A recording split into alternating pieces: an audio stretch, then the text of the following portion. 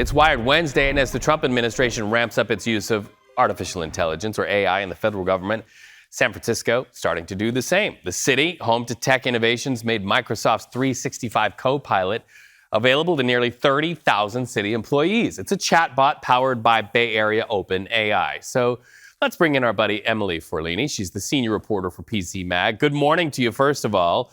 San Francisco Mayor Daniel Lurie says the city is the largest local government to use generative AI for city services. That includes writing reports, analyzing data, and more. What's your reaction to this? Do you think it's going to serve residents better, as the mayor claims?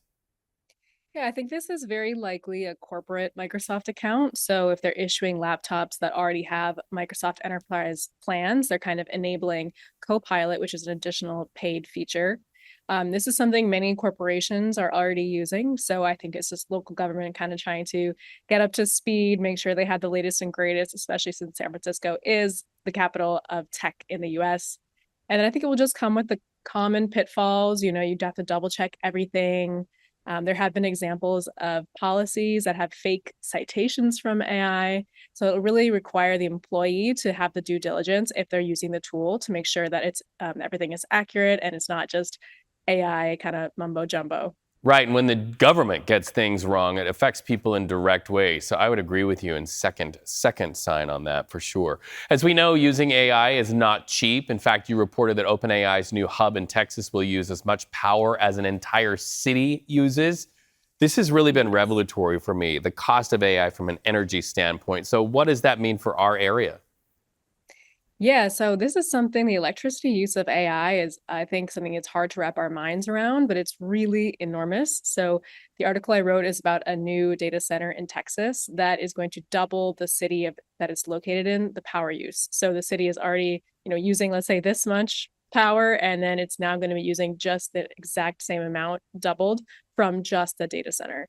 So it's just really high intensity. And what this means for local residents is they can be competing with AI or competing with a data center to get the power they need, and also at a good price, because when electricity becomes scarce, that means you can drive prices up.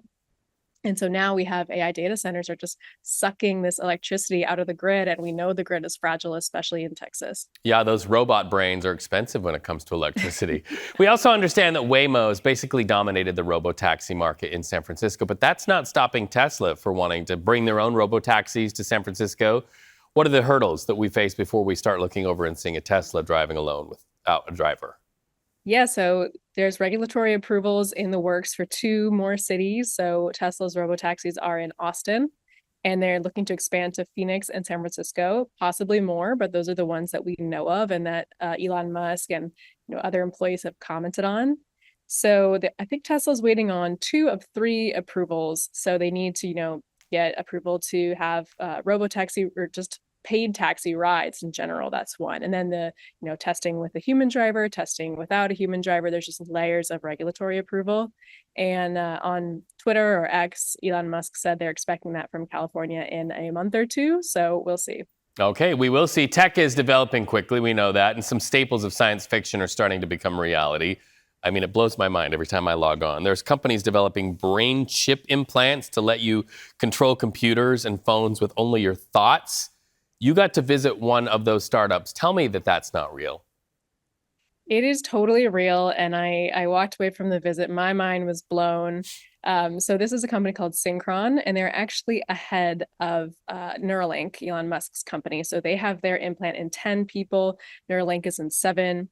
And so basically what these devices do is they have a Bluetooth connection to your laptop or your cell phone or your tablet, and you can think thoughts and it takes actions on those electronics. I mean, crazy. Yeah, Yeah. it really is. Yeah. And did you think when you were there that this is real? Did you have to keep checking?